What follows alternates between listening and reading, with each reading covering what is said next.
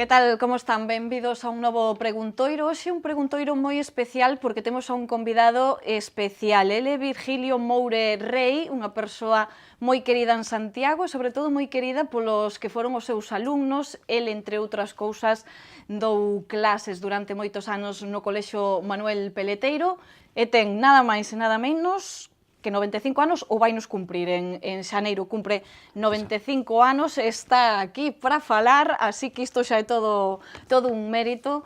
Virgilio, moi boas, benvido. Moi buenas tardes.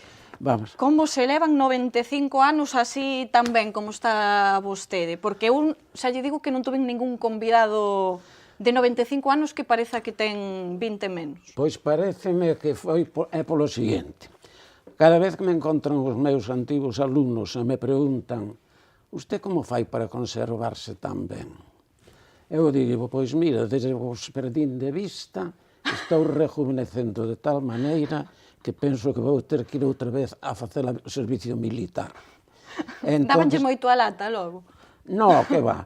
No, mira, eu penso que naturalmente en todas as cousas da vida, mentres non se colles o tranquillo, pois efectivamente fanselle tal. Cando levas unha temporada xa un pouco máis, que se chama experiencia. Entón, xa a partir dese momento, tens que saber brujulearte e saber, entón, conocer ben o personal co que tens que atender e logo despois acomodarte e procurar naturalmente facer o mellor que poidas o que estás facendo. Eso penso que é o que fixen na miña vida que pode valorarse. Decir, bueno, eu son profesor de latín, pois teño que dar ben o latín. Son profesor de lingua de galego, pois son profesor de galego. Entre paréntesis, o primer profesor de galego con un peleteiro foi eu que non sabía galego da miña casa, pero os que estaban na clase ningún sabía galego e dicían que o facía moi ben. Era outra época, non? Que o galego non se podía falar. Non se podía falar. Entonces, en consecuencia, claro, eu si falaba galego, falaba ao nivel... O problema estaba en que os meus fillos, que eran tamén estudiantes e logo foron profesores, falaban en castelán. Eu, por lo tanto, pero fun así. Ahora, últimamente, casi lle fala a todo o mundo en galego, e pareceme que me entenden millón. É moi ben falado, ademais. Porque vostede cantos anos leva xa xubilado? Eu levo xubilado xustamente, no mes de junio, 30 anos. Foi no ano 1988, xubileime.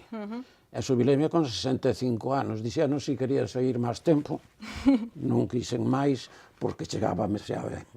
E entón, desde aquel momento, estes 30 anos, dediqueinos a facer, pois vou a dicirlo, o que me dou a gana. É o que hai que facer, non?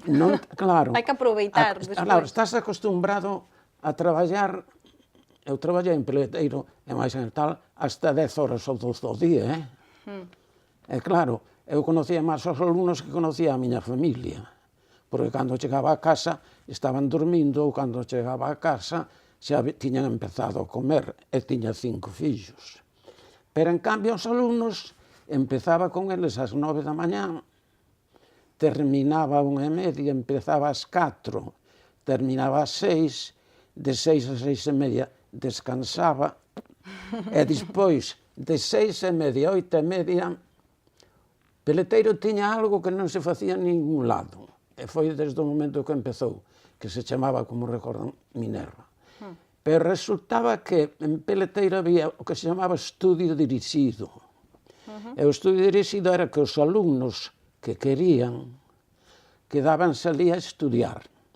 E había profesores que viñan polo estudio para resolverlle as dúbidas que tiñan. Clases de apoio tiñan, non? Clases de apoio, sí. Pero claro, aquilo non costaba nada. Eran 2 horas, pero eran 2 horas que había que estar metido ali no medio de 2 aulas, de pé.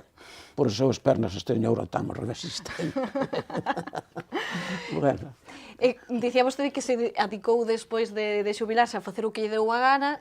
Que era iso que vostede tiña gañas de facer despois de salir xa do colexio? Tiña gana de liberarme do algo tan terrible como era estar sujeto a un horario e non poder chegar tarde. porque se chegabas un pouco tarde, xa o director, doña Dolores ou don Manuel, botabanche un cacho de bronca, e entonces Había que dar exemplo. había que dar exemplo. Entonces a mí esa rigidez que era tal as 9, as 4, tal, marcábame, facíame como estar aprisionado, non? Cando eu por primeira vez salín, me acordo que o primeiro día que salín, fun a comprar, que nunca fora a comprar. A comprar así, ao supermercado? Ao supermercado, e fun a un sitio que había unha pescadería. Entón, eu iba a veces os domingos, porque hai que acordar que nos tempos de Peleteiro había clase tamén os sábados, un tempo. Entón, eu iba con a miña muller, a veces vía o que compraba. Entón, resulta, o primeiro día que estuve libre, entón, fun a comprar pescado. E fun a unha señora que lle compraba a miña muller sempre.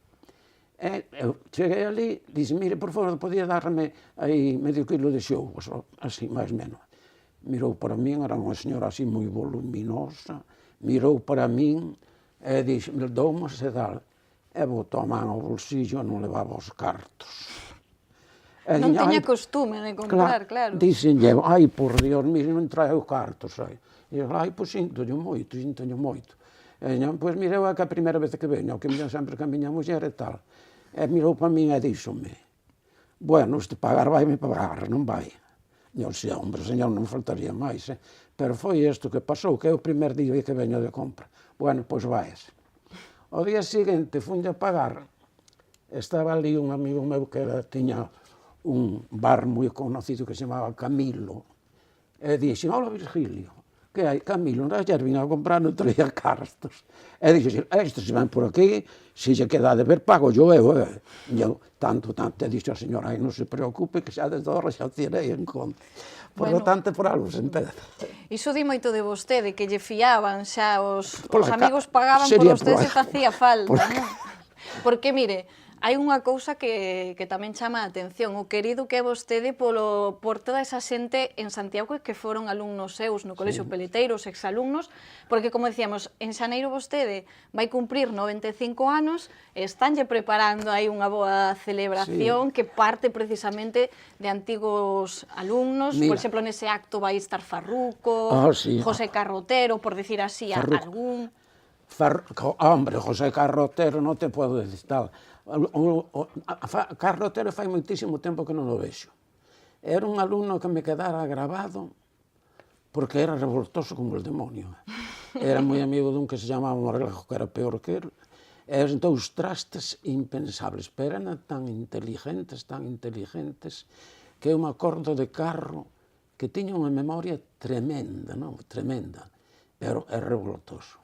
E entón resulta que Farruco, José Bernal, é moi amigo meu porque os hermanos foron tamén alumnos. Diego, que foi periodista famoso, morreu xa ainda algún tempo, e tamén fora alumno meu. Pero eu conocía a seu pai, que era don José, que tiñan a ferretería El Yunque. E entón resultaba que o Farruco era, agora xa non é tanto, era un traste, quedaba case sempre castigado. Pero era unha bellísima persona, dispois, cariñoso, amable, cordial, e a min quéreme moito. Porque eu nunca lle decía a seu pai que tivera que quedar castigado. Porque se lle decía a seu pai que quedara castigado, decíame don José que era o pai. Non se preocupe, don Virgilio, que cando chegue á casa se o arreglarei eu. E decíame Farruco, moitos cintazos me dou meu pai, e cando usted deixou de decirlo, xa chegaba a casa tranquilo, porque xa menos que non me tiñan de pegar. Conozco tamén a todos os que van a falar ali. Ten moita memoria vostede para acordarse dos alumnos, non? Vouche dicir unha cousa que comento sempre que isto. Eu din clase ali casi 40 anos. Eu empecé no ano 51 que comenzaba Peleteiro. Entón, en Peleteiro, cando comenzou, era unha academia. Se chamaba Minerva. Esta academia viña dunha academia que tiña Peleteiro alá en Río. Entón, resulta que eu para ali como co grupo máis ou menos de alumnos que solía ter. Pero é que en Santiago había naquele momento un grupo de estudiantes, isto é historia, que eran 27 ou por aí eran, xa me dirá algún o próximo día se dixen máis ou menos, que resultaba que tiñan un colegio particular, chamábase Preceptoría San José. Esta Preceptoría San José eran 20 e tantos muchachos, fillos de familias que entonces eran tan importantes como Arguindei, como Ruza, como Beiras, como Mourullo, xente así, certo tal. E entonces resultaba que estes tiñan, este señor era maestro, pero cando foi a República entonces quitaronlle a escola. E entón, despois, estes señores de Santiago de certa relevancia, pois entonces os fillos non podían mandalos a ningún colegio porque non había ningún. E tiñan que ir a examinarse ao instituto por libre. Entonces, a chegar ali, porque Peleteiro non estaba considerado como colegio todavía oficial, era simple unha academia, non lle deran todavía a titulación. Entonces, tiñan que ir a examinarse ao instituto. E no instituto, é verdade o que vou a decir, normalmente os profesores que eran moi bravos, non se portaban nada mal con eles. Por qué? Porque se chamaban así, e chamábanse así. Dice, esos son outros tempos, moi lonxianos, que son alá polo ano 50 ou 40 e tantos e tal. Xa choveu moito. Xa choveu moito. Entón, daquela, sí, o profesorado era, os catedráticos eran poucos, bravos, entón era complicado, entonces, aprobar non aqueles exámenes libres. Pero eles, cando chegaban, tamén sería porque se chamaban Castromil, chamábanse tal, eles, aparte de que eran todos, recordo que en general eran moi inteligentes, tiñan moi boa preparación básica, entonces, claro, pero despois resulta daqueles de ali, despois continuaron, claro, algunos, despois chegaron ao que son agora, calquera día digo que algúns que foron alumnos meus. A ver, dígame algún, así que... Pois podo che dicir un de último. Fai 2 anos foron as bodas de ouro de unha promoción. Facía 50 anos que tal. Eu non os conozco como casi sempre ninguén. Conozco uns cuantos e máis ou menos, porque non me... Como che van quedar? Home, son moitísimos anos e moitos... 6.000, 7.000, non, é claro, iso todo quédache. E despois, por encima, cando veñan por ali, traen o de cando eran pequenos, e entón, cando eran pequenos, ainda pasaban ben, pero agora xa medios pasaban. Non está tan ben. Entonces, resulta que iba a falar de... Sí, de algún coñecido. De onde conocía. E vai entonces en esa promoción, ese Bodas de Ouro, veo un que non conocía de nada, ou un de varios.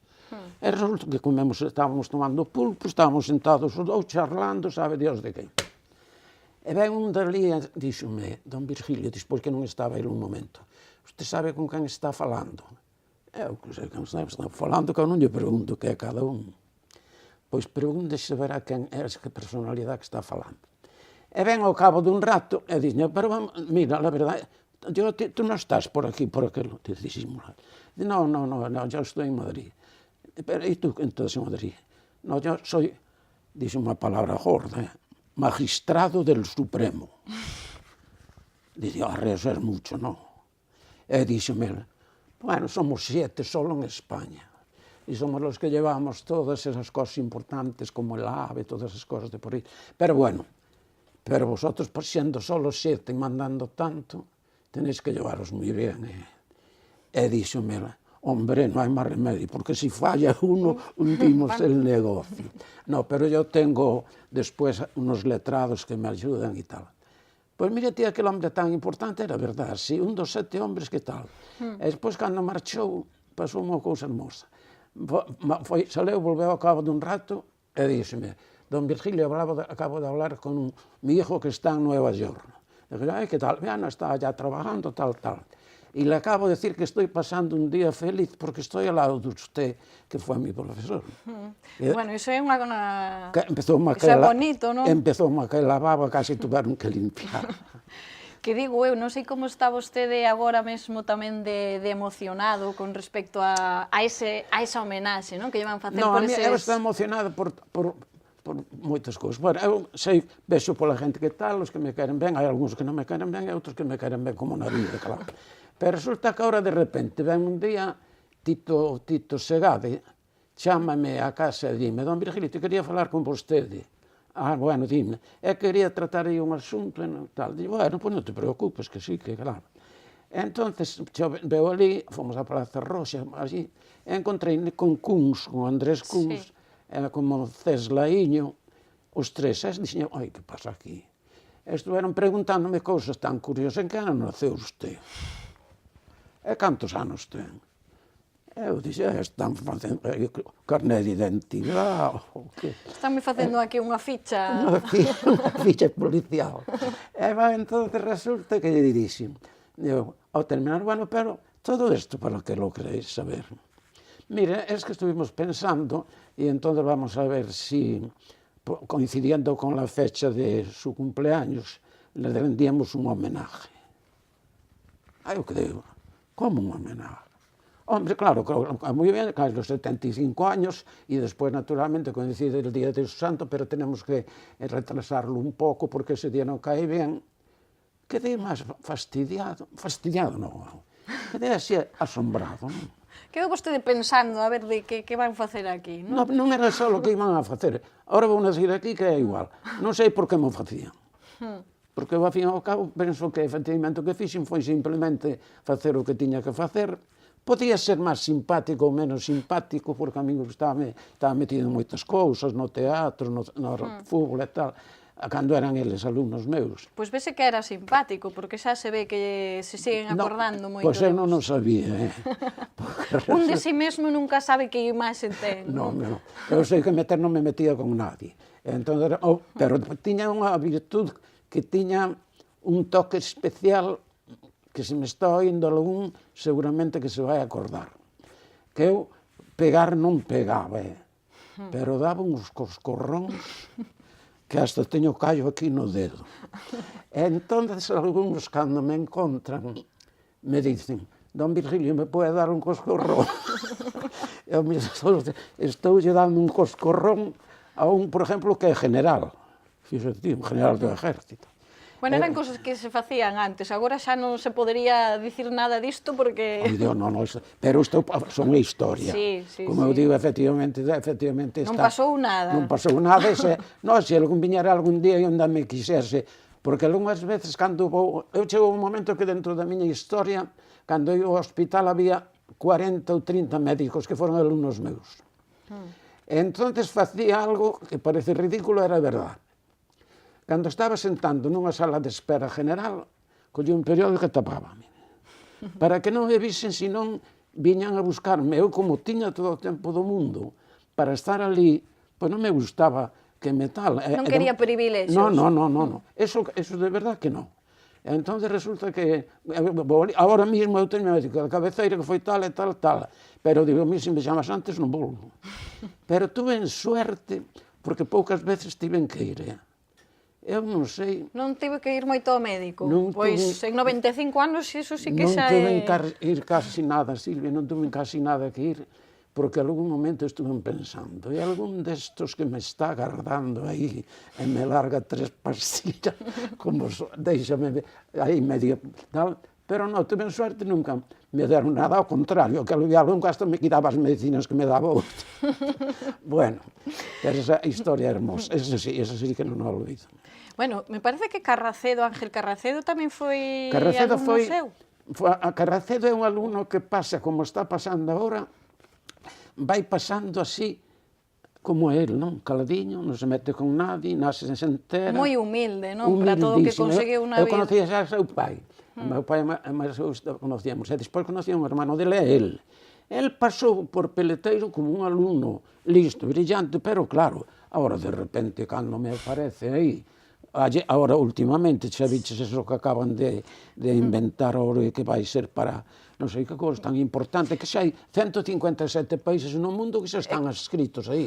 É que Ángel Carracedo é unha eminencia, non? Eu xa dicía, dixen na miña casa, non sei se o virei, pero a mí dá má sensación de que Ángel Carracedo xa en España, xa levou, Galicia levou todos os premios que hai. Eu non sei se chegará a premio Nobel, acordadevos ben, porque este é... Si me oi vais enfadar comigo, pero é verdade. Pois o calla que sexa así.